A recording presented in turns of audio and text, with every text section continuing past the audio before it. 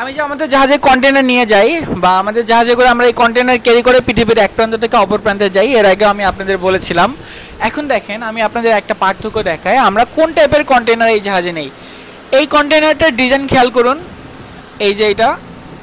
আর এখানে যদি আপনি সেই কন্টেনারটার ডিজাইন খেয়াল করেন, শুধু কালারটা আলাদা, তাছাড়া কন্টেনারের ডিজাইন সেম।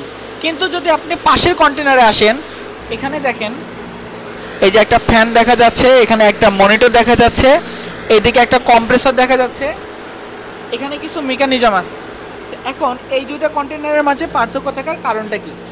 এই কন্টেনারের ভিতরে এমন জিনিস আছে যেটাকে আমাদের ঠান্ডা অবস্থায় অথবা ফ্রিজিং করে নিয়ে যেতে হয় না, কিন্তু এই কন্টেনারগুলোর ভিতরে এমন জিনিস থাকে যেগুলোকে অবশ্যই ফ্রিজিং করে তারপর নিয়ে যেতে হয়, যেমন মাছ, মাংস, ওষুধ, এই টাইপের জিনিস।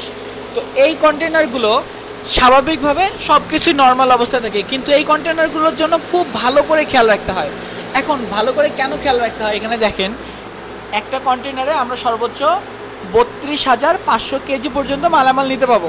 তো 32,000 জায়গায় আপনি 30,000ই খেয়াল করেন।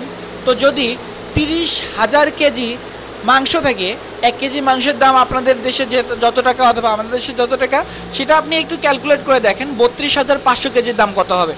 তো এইগুলোকে এর জন্য মেনটেন করা খুবই টাফ।